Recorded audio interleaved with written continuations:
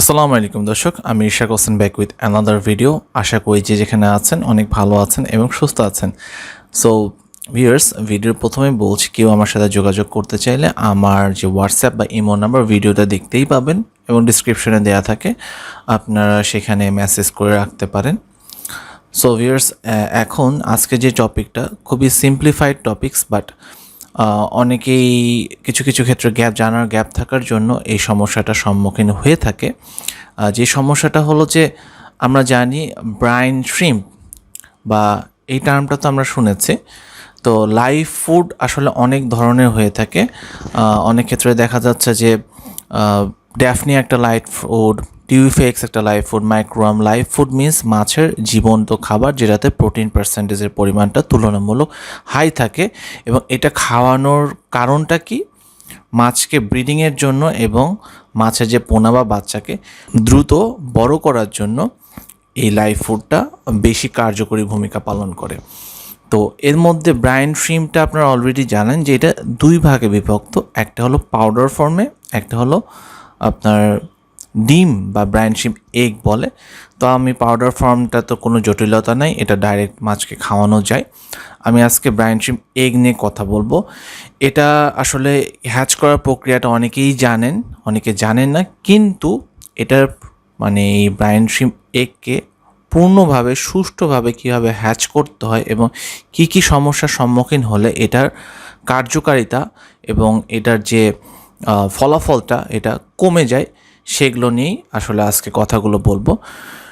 Brine shrimp egg এটা এটা kind of brownish colour হয়। বাংলাদেশে দুইটা ব্র্যান্ডই চলে, একটা হলো ড্যান্সিং ক্রেন আর একটা হলো রেড জাঙ্গল। এই দুইটা ব্র্যান্ড, দুইটাই ইউএস থেকে, ইউএস ইম্পোর্টেড।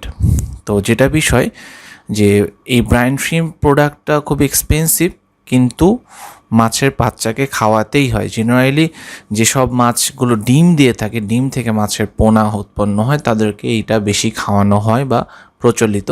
আপনি গাপ্পি মাছকেও খাওয়াতে পারেন, যেগুলো খুবই হাই কোয়ালিটি ফ্যান্সি গাপ্পি, এগুলোকেও খাওয়াতে পারেন। এতে মাছের কালার এবং গ্রোথ খুবই ভালো আসে এবং খুবই সেফ একটা লাইভ ফুড। এবং পানি নিট অ্যান্ড ক্লিন রাখা যায় যদি আপনি পরিমাণ মতো এবং পরিমিত মতো ব্যবহার করে থাকেন। এখন যেটা বিষয় যে অনেক ক্ষেত্রে এইটা জেনারেলি হ্যাচ করার জন্য তিনটা জিনিস লাগে। ব্রাইন শ্রিম্প নিজে একটা, পানি একটা, লবণ, এই তিনটা জিনিস এবং একটা পাত্র লাগে এবং এয়ার পাম্প লাগে।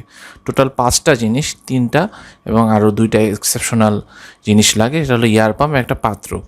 তো পাত্রটা অনেকটা জানেন যে বোতল কেটে উল্টা করে চোঙের মতো হলে সেটাতে পাইপের মাথা দিয়ে নিচ পর্যন্ত এয়ার পাম্প অ্যারেশন দিলে পানি সবসময় যখন মানে বাবলের মতো হবে এবং তার মধ্যে মোটা লবণ, দ্যাট মিনস আয়োডিন ছাড়া যে লবণটা ইউজ করতে হয় সেইটা দিবেন এবং ব্রাইন শ্রিম্প পরিমাণ মতো দেবেন। কতখানি লবণ দিবেন? লিটার প্রতি আপনারা 1 চা চামচ এর সমপরিমাণ, উপচানো না, সমপরিমাণ দিবেন 1 থেকে 1.5 লিটারের মধ্যে। তো এখন যেটা বিষয় যে এটা হলো সিম্পলিফাইড প্রক্রিয়া কীভাবে ব্রাইন শ্রিম্প হ্যাচ করতে হয়। কিন্তু আমাদের অনেক সময় প্রবলেম হয় যে ঠিকমতো ব্রাইন শ্রিম্প হ্যাচ হচ্ছে না। এটার কয়েকটা কারণ আছে।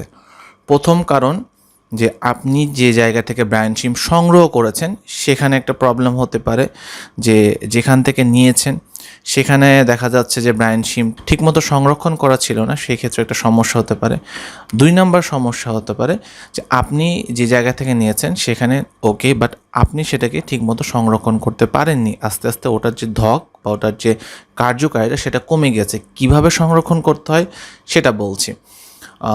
ব্রাইন শ্রিম্প সংরক্ষণ করার অন্যতম উপায় হলো এটাকে এয়ার টাইট বয়ম বলতে আপনার শিশি, যেহেতু এটা পরিমাণ অল্পতেই অনেক কার্যকর, তো শিশিতে রাখতে হয় যেটাতে এয়ার টাইট এবং কোনো আলো বা লাইট পেনিট্রেট করতে পারে না, এমন জায়গায় রাখতে হবে। এবং 3 নাম্বার যে এইটাকে 4 ডিগ্রি সেলসিয়াস তাপমাত্রার বিলো বা 4 ডিগ্রিতে সংরক্ষণ করতে হবে। দ্যাট মিন্স বুঝতেই পারছেন 4 ডিগ্রি হলো ফ্রিজে, নর্মাল ফ্রিজ হোক, ডিপ ফ্রিজ হোক, সমস্যা নেই। এবং এটা ব্যবহারের ক্ষেত্রে ধরেন যে আপনি 20 গ্রাম যে ব্রাইন শ্রিম্পের যে কৌটাগুলো সেল করা হয় বা আমার কাছ থেকে অনেকে নেন বা অনেক জায়গা থেকে নেন, এখান থেকে বারবার কৌটা খুলে খুলে ব্রাইন শ্রিম্প ব্যবহার করলে যতবার খুলবেন বা তাদের সংস্পর্শে যতবার আসবে ততবারই কিন্তু এটার আস্তে আস্তে কার্যকারিতা কমতে থাকবে। সো করণীয় কি, আপনি ধরেন 20 গ্রামের একটা কোটার মধ্যে যেটা মেইন স্টক, সেখান থেকে কিছু আলাদা ব্যবহারের জন্যই রাখেন, বাকি যে মেইন কোটার স্টকটা ওটাকে বন্ধই রাখুন। আবার ওখান থেকে আপনি 5 গ্রাম নিয়ে অন্য জায়গায় নিয়ে ওইখান থেকে ইউজ করেন। এতে কি হলো, আপনার সম্পূর্ণ 20 গ্রাম যে প্রোডাক্টটা সেটার কার্যকারিতা অনেকটাই কার্যকর থাকলো। যতবার বাতাসের সংস্পর্শে আসবে প্রোডাক্টটা বা ব্রাইন শিমটা, তত তাড়াতাড়ি এদের হ্যাচ রেট, দ্যাট মিনস ডিম থেকে যে ব্রাইন শিম ফুটার যে কার্যকারিতা বা হার, সেটা আস্তে আস্তে কমে যাবে। এবং তাপমাত্রা যত উচ্চ তাপমাত্রায় এটা রাখা হবে তত কার্যকারিতা কমে যাবে। এখন যেটা যে এইটা একটা কারণ যে আপনার সংরক্ষণ পদ্ধতির মধ্যে যদি ভুল থাকে তাহলে এটার কার্যকারিতাটা কমে যাবে।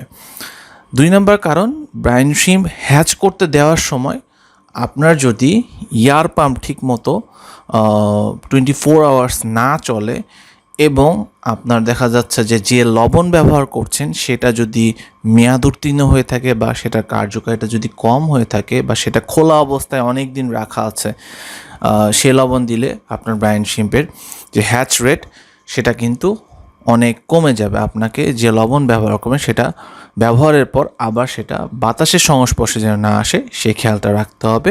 তার মানে আমরা কি জানলাম, পানির যে বাবল হওয়ার যেটা এয়ার পাম্প 24 আওয়ার্স থাকতে হবে এবং আপনার যে লবণ ইউজ করবেন মোটা লবণ সেটা কার্যকারী একটা লবণ হতে হবে।